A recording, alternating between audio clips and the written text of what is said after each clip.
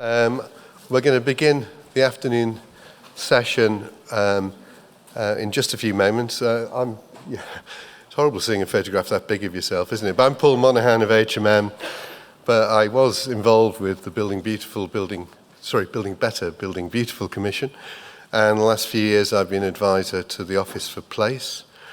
This session is going to be about engagement. As architects, we're often pushed to the front for engagement, and we all recognise how important it is. Sometimes it's too late in the process, and I believe early engagement is vital for creating special places. I also believe that when done well, local communities can welcome new developments. Today we have 4 pioneers in the field of consultation, co-creation, engagement, and I'm going to introduce each of them now so that we keep to time. So the first person we have is Holly Lewis from We Made That. Holly founded it in 2006. She has led a unique range of urban projects for the practice, from pioneering industrial intensification, working through to comprehensive high street regeneration projects.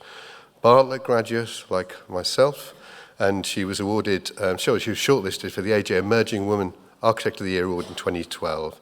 She's a MERS design advocate for the GLA and Design Council Built Environment Inspector. Today, she's going to talk, I think it's about Folkestone, project there. Next is Larry Botchway, and Larry is the Paul Collective. He's from University of Portsmouth and then has a master's at the RCA. His thesis was all about the new London vernacular. Today, Larry is going to talk about engagement with young people. Cany Ash, many of you in the room will know, is founder of Ash Sakula, and it's a practice really formed from interest in cross-funded, culturally rooted urban development projects, working with communities, arts organisations, and enlightened developers and public bodies, something I think we'd all dream of doing. Ash runs Adaptable Neighbourhoods, a strand of Ash Sakula that researches the ingredients of great neighbourhoods, and often these are self-initiated. She's a member of the RIBA Research Awards panel, and I think today Cany is going to be talking about a project in Newcastle that's almost been completed. The final speaker in this session is Mike Saunders. Mike has been a digital pioneer and entrepreneur for over 25 years, developing innovative digital business across media, public and commercial sectors. His company, Commonplace, has grown steadily, winning investment and awards and engaging over 4 million people through more than 1,500 citizen engagement projects. It has set the standard for digital engagement in the UK and overseas. Okay, so I'd like to welcome on stage Holly Lewis. Thank you.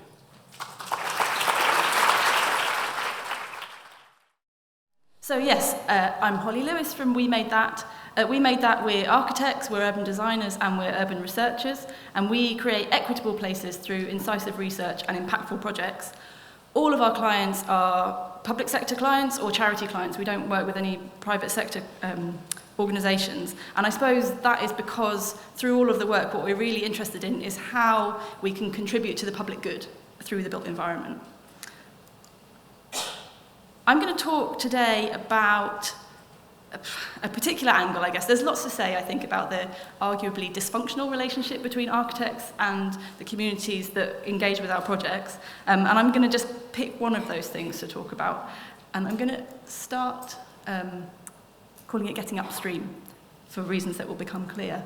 Start with an example, and first of all, disclaimer and apologies if this is involving anybody in the room, knowing the room it probably is. I could have picked one of hundreds of schemes. This is just the most current, quite close to my house, objections to planning applications. This is a live planning application, it's submitted and under consideration at the moment. I don't think anybody thinks that this is what we're aiming for, not in terms of the proposal, but the response to the proposal. This kind of immediate, like, no, not that, thanks very much. And you only have to go a little bit further back to see the history of that. So in 2014, the plan for that site was 20 stories and 400 homes. In 2022, there was an updated local plan in Southwark, still 20 stories, 850 homes. And the scheme comes forward in 2023, arguably pushing at the limits of what was in the plans, to be fair, by 7 stories and a few hundred homes. But still, the principle of really dense development on this site and the principle of height has been established for years, nearly 10 years. So actually, are we getting angry at the wrong point in the process? I think basically the point is that by the time the planning application is lodged, probably by the time that you're sitting down with the developer or the architect for an individual scheme, it may well be too late to shape some of the parameters about which you feel most strongly. And I think this is really what I want to say, is that we all need to get better at engaging further upstream than the specific proposal. So I'm going to just talk a little bit about what that looks like. It's always difficult to use your own projects and say, well, this is the perfect thing, because we know that it's not, and each one of these could definitely be vastly improved. But I want to just talk a little bit about the balance of depth and breadth of engagement, and about the particular challenges of engaging people with policy and proposals at a strategic level, which is quite different from, do you like the height of this building, or do you like what this might look like, when you're talking about any individual proposal within a red line. I think the reason that that's difficult is often it's quite abstract for people, poorly understood in terms of what are the levers and processes that I'm actually contributing to, what does that mean, what change might I see, can sometimes feel pointless. Realistically, if you're having a conversation with me now, when things might actually happen off the back of that, if it's a strategic level, is in like 10 years' time, maybe, sometimes a bit sooner. And I think that there are also questions about the equitability of that process, people's capacity to engage, and our fluency as professionals of engaging with them with those kinds of conversations, which is different from what about if this was that high. So the examples that I just want to talk about are 2. One is Folkestone. So here we were commissioned a few years ago to prepare what we called the place plan. This was for the town centre in Folkestone. So quite a broad-ranging, actually not an adopted planning document, but just let's talk about the vision for the future of Folkestone, a place with ingrained challenges of deprivation within certain communities and also quite a lot of prosperity in others. And that was one of the things that we were trying to bridge. Here we're in the middle of the pandemic, so necessarily forced into digital engagement, but actually it brought with it a lot of opportunities.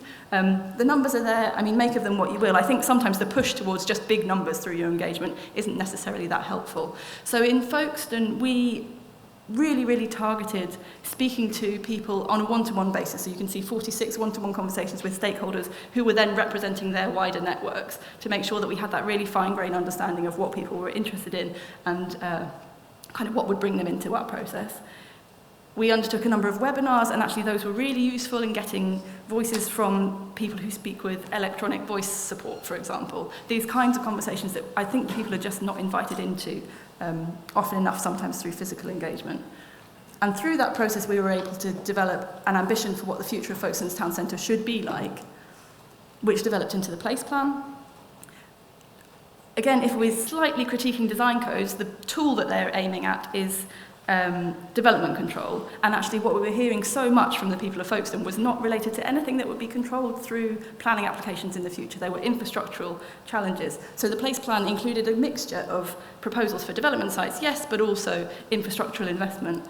And what that has led to is a recent round 2 success in the Levelling Up Fund. So we're really pleased to have, through that process, been able to secure around £20 million worth of investment in Folkestone's infrastructure. This is currently the bus station.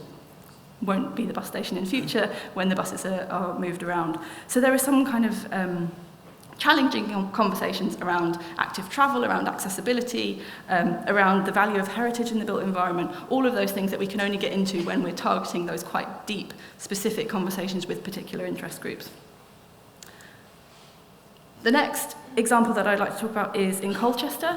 This was a city centre master plan that we've just recently been working on. The intention is that this will become an SPD, so it has a slightly different role. But here, I suppose, there was more breadth of engagement. So we're talking about the number of responses to the online surveys, for example. We had nearly, well, you can just see there, over 1,800 responses to that. So there was quite an ease and sort of fluency of engagement with digital processes that was really interesting for us. Again, though, we supplemented that with these targeted workshops with particular interest groups. So that was particular sessions around active travel and accessibility, around heritage, and particularly targeting some underrepresented groups. And I think often we don't do enough to go out to networks, be there rather than ask them to come to us to have those conversations. This was one of the in-person events that we ran, which was on the day of the Pride March, which made it a happy, joyful day. But I think that some of the concerns, text is slightly scrambled from, I think, the slides, but some of the concerns around what do people think about introducing new housing is absolutely borne out by our experience in Colchester. You can see the yellow graph in the bottom left. Everything else, people are, pretty much we think these things are important. Heritage is important. The city centre economy is important. City centre housing, not important. Emphatically not important in Colchester. So I think that kind of shows this underlying challenge. Nonetheless, we were able to have some more detailed, deeper conversations. And of course, this is only one point in the process. So in fact, the preceding policies obviously set out that we're going to have to deliver some housing. And actually, for a city centre environment, new housing can be really beneficial in terms of new footfall. So we're able to have those conversations in a bit more detail. And of course, like I say, necessarily, there are proposals for new homes in the master plan. But I think what we like to do is think about our involvement in the engagement process as part of an ongoing, long-term relationship between those people and their place. And we're only coming in we're kind of moonlighting in there for a little bit to help further that conversation. It's not focused around us. We're not the centre of the universe for that engagement. We have to be there to facilitate a long-term positive relationship between the processes that shape that built environment and between the people who live there. And that has resulted in the Colchester City Centre Master Plan. And again, happy news. Don't have that last slide, but the happy news for that is that our Levelling Up Fund application for Colchester has also been successful. So I suppose there is also some benefits of being able to show this long-term relationship between how you're engaging with people, making sure that those are genuinely shaping the priorities at a strategic level. It's totally possible, but I think we all need to practice a bit more, and we will be continuing to do that in our work. So thanks very much.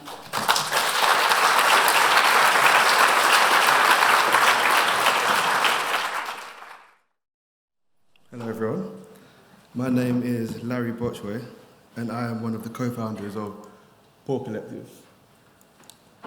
PAW stands for Power Out of Restriction, so we're a social enterprise that focuses on the development of communities through the elevation of young people. Ultimately our vision is we're trying to aim for a world that youth see no limit. But I guess overall our main aim is to help young people recognise their design agency, so recognising that their ideas matter and they can actually help to inform the built environment. So what we like to do at PAW is to kind of look at who is a designer. So here are a few statistics that look at architects, so who are the people who are designing our places, and how do these statistics match against the actual demographics we're designing for. These are London-focused demographics at the moment because this is where we operate the most at present. But you can see that there's quite a huge disparity between these two demographics. So how then do you actually think about how do you tie these voices into the design process? How is it actually possible? So for us, the process that we use quite often is is the co-design process, right? So thinking about who can actually be formed, who is the designer, whose ideas are represented, and how can we funnel them through the design process. So our personal process begins with the consultation process, so just really understanding what do these young people want to challenge, what do they understand about their area, what do they want to see changed. Then through that process, we begin to think about how we can actually work with them to actually begin to develop these designs. So that's when we begin to co-design, once we understood the context that we're dealing with, because remember, they're experts of their own experience. Then finally, we move into the design output. So we always try to aim for something tangible by the end of the process because we think that there's something quite powerful about, especially working with young people, helping them to recognize that actually those ideas can become something that inform that physical space that they use. So I'm going to speak about one of our projects, which we think is a good example of how this process can work. It's called Bringing Home to the Unknown. So this was a commission that was brought forward by the RIBA's education team who came to commission us, and we worked with a school in East London called Maysbrook Park School. So it's a child referral unit. So all of the students from this school had been actually expelled from their previous schools, and this was sort of their last chance. So many of them felt unloved. But what we found was that these were some of the most amazing students you could ever work with. It was really incredible to see how these young people who felt so marginalized had such strong ideas that could help change their area. And so during this sort of consultation process, we began to understand that, first of all, we initially wanted the proposal to be based in their area, which was quite a funny thing, because they pushed back against it quite a lot because they wanted it to be in central London, and we asked them why. Like, why do you want these? Why do you want this design? Why do you want your proposals to be an area you're not so familiar with? But then that was exactly the point. They felt that the central London is this sort of like mystical place where the Queen lives, you know, like it's like, and they like have to pay to get there. So it's like there's an idea of accessibility. So suddenly the direction of the workshops began to change. We began to think about how their proposals could actually begin to create this new home, hence the name, bringing home to the unknown. We're making almost furniture in some senses that make them feel comfortable, so they're able to kind of make central London that place that they feel comfortable. So some of the most strange proposals that were developed through these workshops came from some of the places the young people like to dwell. So one example was the Asda car park. When the students said they worked in that and they liked to hang out in the Asda car park, we were like, wait, what? But then what we found was that the reason they liked to hang out there was because there was shelter, there was freely accessible, there was also passive surveillance, so they actually felt safe in these spaces. So like recognizing these kind of perspectives, we wanted to begin to tie these into their designs. So working with them, sorry, I forgot to mention, through this process, we always try to upskill the young people as well, so that they have the skills they need, like drawing plans, drawing sections, and so on, so they're able to have the skills to really articulate the ideas that they're trying to portray. So this was the final proposal. It was an installation that was placed in Regent's Park. Each of the bits of furniture really represent different kind of spaces that they like to hang out in, and they were all converted using this co-design process, really making sure that their ideas were tied into the process throughout the experience. And once again, you could see when the proposal was actually put out there, how people began to work with the space as well, how these ideas were these young people's ideas were activating the space was quite a beautiful thing to see. But then in terms of how how young people can actually not only design the space, but then also think about how it can be activated, this is an example of a project that's called the People's Pavilion. The People's Pavilion was a project that was co-designed from the very, very beginning. So even in terms of the program itself was something that had, which was led by Beyond the Box consultants. It was supported by AHMM. There was so many fantastic supporters of the project. And because it happened to take place during COVID, we had to begin with sort of online workshops.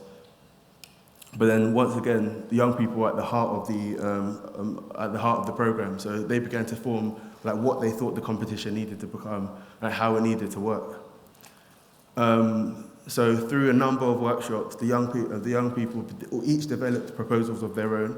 They were voted for in the public and by the public in a exhibition that we curated. And finally, the winning design was selected and built. So not only was it designed, but the young people were actually part of the building process as well. But then to make things even more incredible for us, what we found was that the students also wanted to think about how the space was activated as well. So they designed a sort of short festival of events that once again really brought life to these spaces. So not only could the students actually, their ideas were able to really inform the space itself, but also how it was actually used was something that they also had the ability to have control over. So for us, what we find is that when young people are given the opportunity to end the space to actually think about how how their ideas can be brought to life, when the chance is given to them, there is really incredible things that can be created. So let's give them the chance. Thank you.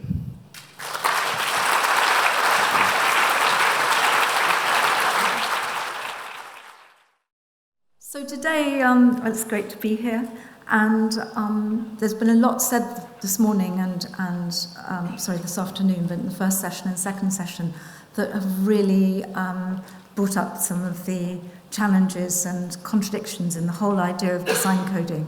And it does seem as if it is a question of timing and how seriously you take the texture of the spaces we've inherited in this country, which is like very often confusing and incredibly inspiring as a kind of creative starting point, and how we avoid flattening these places and deciding what is a character area and putting it on a kind of smorgasbord with other character areas and doing that thing that Miami was doing. So what can we imagine as a more sort of fruitful, actually frankly more contemporary response to the opportunity to tighten up the screws on the planning process so that it's less of a slippery beast that can be manipulated by developers who might not have a long-term connection with a neighbourhood or a place? How can we tip the balance in favour of people having more agency and bringing their talents and ideas and their kind of embodied knowledge, as Martina was talking about? So one of the things is to have conversations that go before the project, after the project, and keep a kind of circular loop going in the embedded knowledge, the growing knowledge that we have about what makes beautiful places that people want to spend their lives in and feel proud of. And sometimes those things, you're only really invited into those places when you've already designed something and you take people for a drink in the pub. And that's the story I want to tell of a project we did in Newcastle.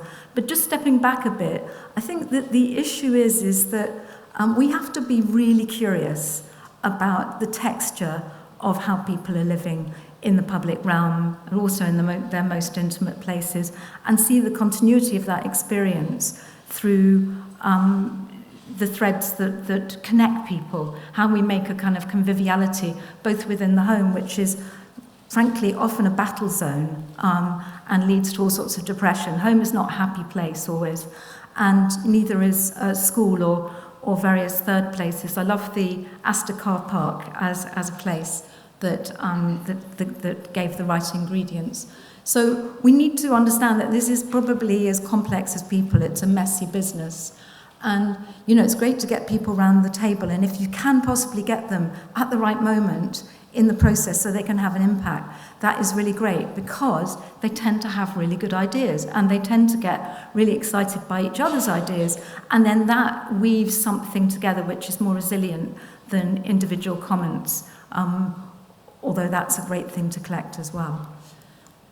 So I'm going to talk about the Oostburn Valley, where we got the opportunity to take a site that had already had industrial buildings demolished on it, and there were just the cobbles left, but it had an incredibly strong sense of place. And architects here will know the Biker Wall by Ralph Erskine, which is just on top of this hill. And yet it wasn't like an obvious place that people might want to spend their lives. It wasn't, prime real estate for resi.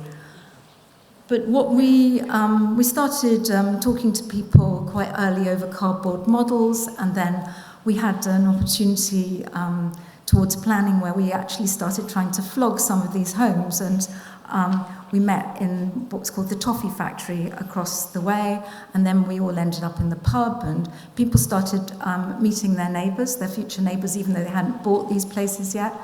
And I think that a lot of this things that we delegate to agents because they know what people like and what's popular, that's a false economy for everyone. The real thing is to get stuck in and engaged really soon. So it got built, and we were hugely disappointed by lots of aspects of this, because it was design and build, and because, things got left out and other things came in, and the brickwork was quite shoddy on the third phase or whatever. The kind of myopia that architects get into. But we also kind of started hearing that people really liked being there. And after a couple of years, we got it won the top housing design award in 2016. That was a huge boost. But really what was coming through was that maybe we were going to be brave enough to go and talk to people there and see what had worked. And we think that these feedback loops are really important for defining future briefs. And so it is a kind of design coding. And maybe if we can all be brave enough to visit our own projects and much easier other people's projects, we can build an innate design code as we go. So one of the things is that these homes were much closer together than normally local authorities would allow. It was on a local authority piece of land, and we persuaded them that this idea of like squeezing and then releasing was the way to kind of expand the feeling of place for everybody in these 75 homes. So, but between the houses there are these allotments. And I'm just going to show you some of the people that we met. They all did different things that we met when we went up and did this project called peopleofthemailings.com. And the first thing is you just really cannot predict who people are. Like this guy was a motorcycle stuntman, and his partner was doing a PhD on the ideas of public space in the writings of Cicero. And, you know, that isn't the way that an agent would define a kind of like, you know, first-time buyer or something. And what they really loved, and this was particularly pleasing to me because I battled to get this little bit of timber dressing the water butts. They said what they really loved was sitting on the water butts and getting the last of the sun. And then these people were even more sort of like heartening in a way. They said the house had stopped them arguing. And because of the way that they talked to each other, you could see that that was a real possibility. They were always arguing.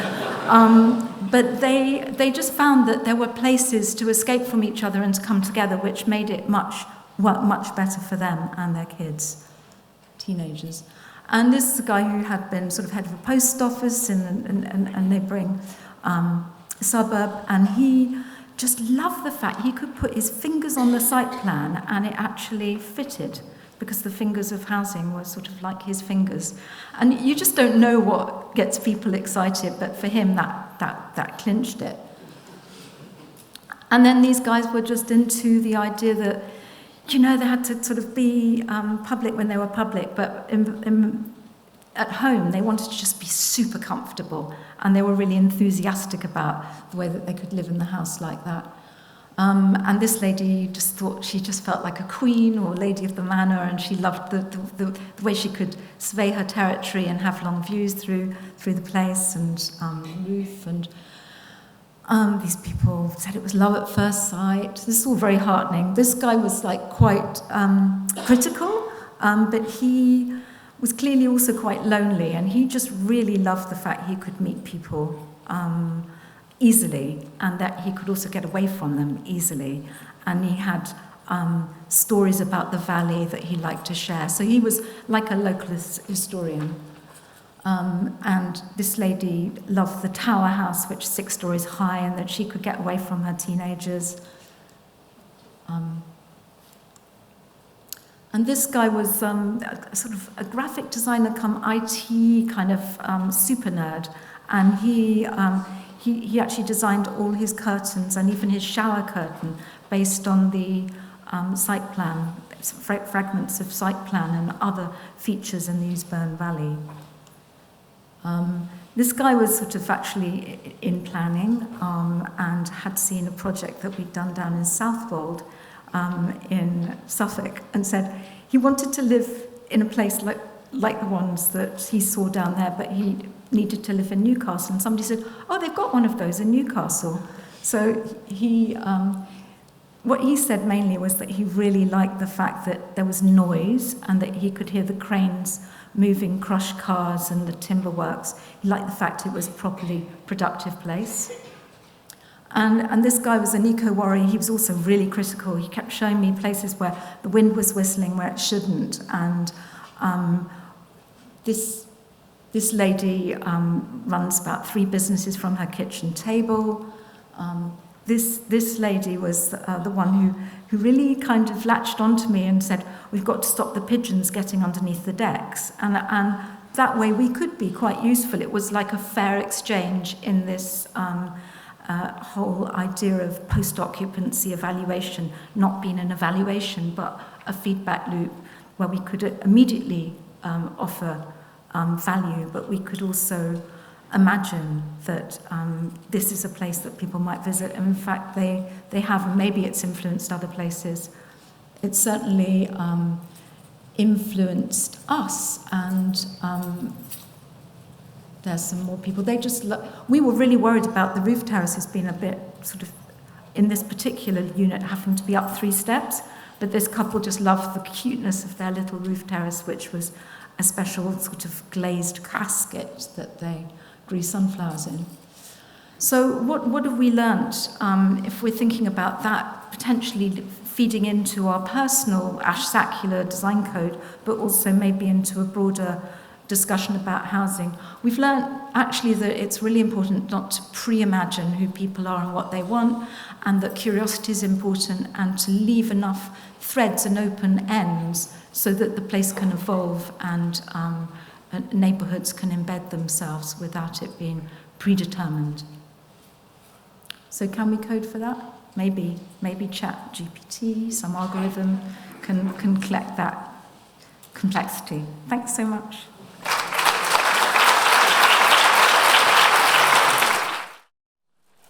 Hi everybody. I'm going to talk to you very briefly about 3 things. Firstly, what do the public actually want from engagement? Secondly, whether we should be engaging on a project level or a place level or both. And thirdly, what is the role of digital in providing this kind of engagement? So what does the public want? Well, when the first government white paper was released in 2020, we realised that there wasn't really any data that we could find on what the public does want from engagement. How do they want to engage? What kind of engagement do they want? So we commissioned a survey of about 1,000 people, representative of the population at large, and we added to that data that we collected from about 1,000 of our projects.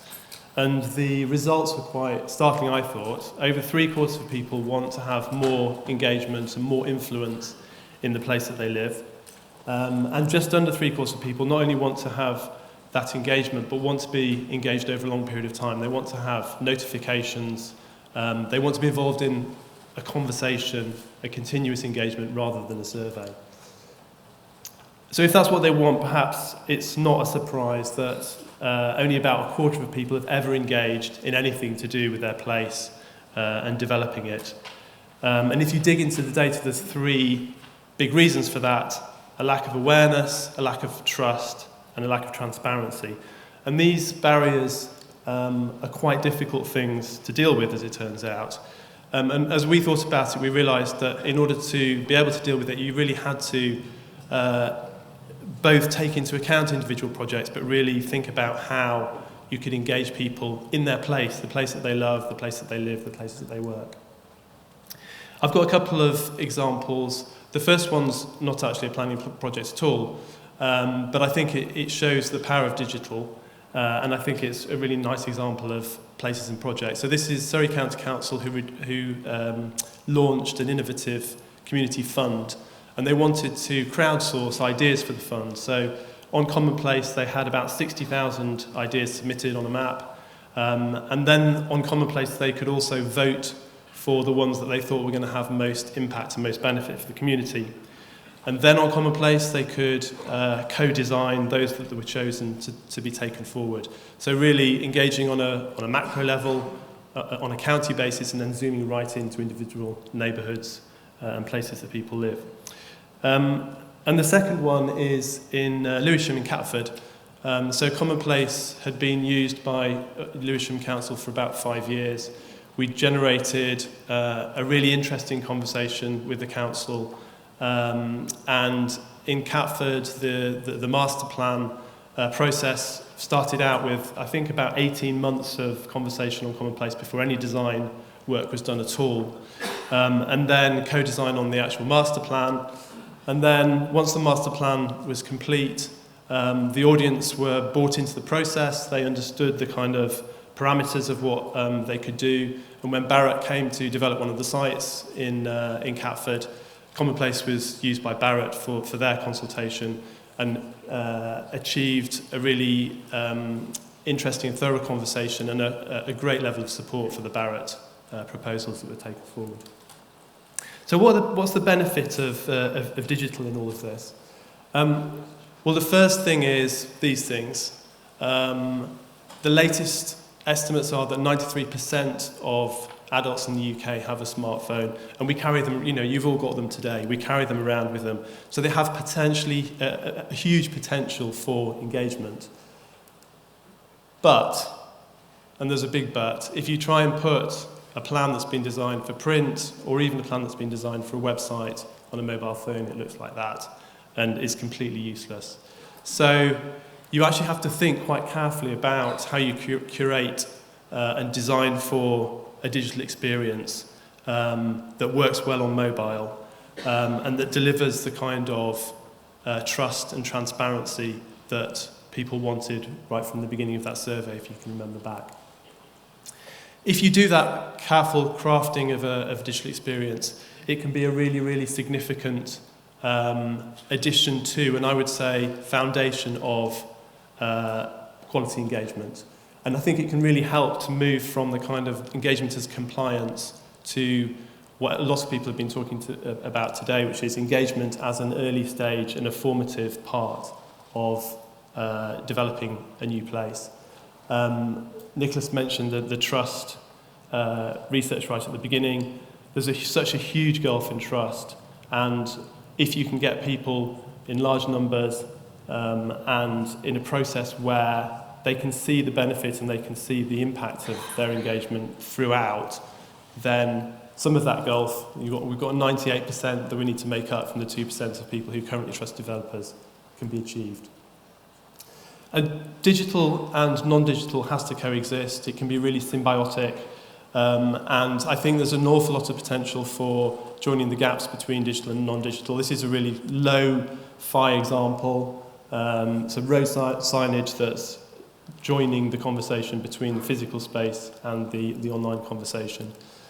And this is an example of a group of people who are taking part in a co-design process, physically around a table, but they're collecting the data on their mobiles. That's going into Commonplace, and the analysis that can then be done on that data, along with other people who have engaged digitally from the broader community, is much more efficient, and it immediately transforms the accessibility of that content. And one of the things that Cany mentioned, ChatGPT. I'm not going to talk about ChatGPT, but we have been doing a lot of work with natural language processing, which is a form of artificial intelligence. It enables you to analyse huge amounts of text data in real time, and by creating very narrow categories of data. So, for example, one of the things we work on is low traffic neighbourhoods a lot. We have a training data set for low traffic neighbourhoods, which means all the specialist language that people talk about when they're talking about low traffic neighbourhoods, the technology can understand and analyse in real time. So there's a huge amount of potential for that in the future. Nicholas also talked about a virtuous circle, and I think what digital can do is to help extend and fill in the gaps of that virtuous circle. It can make the conversation longitudinal and not a survey. You can get very, very high repeat rates using digital. So we have people on average come back 5 times to use the Commonplace platform. And if you do all of that, you get a community who are involved in a conversation that they trust, and you can get extremely high approval rates for the final proposals that come out at the end, because people have been part of a process that they trust throughout. So those are the 3 things I wanted to mention. What does the public want? They want more engagement and influence. How do you engage? Does it need to be about a project or place? I think the answer is it needs to be about both. It needs to be about a place with projects punctuating that. And what's the benefit of digital? It can achieve tremendous reach it can achieve longevity of engagement, but it has to be integrated with all forms of other engagement that are happening on the project. Thank you very much.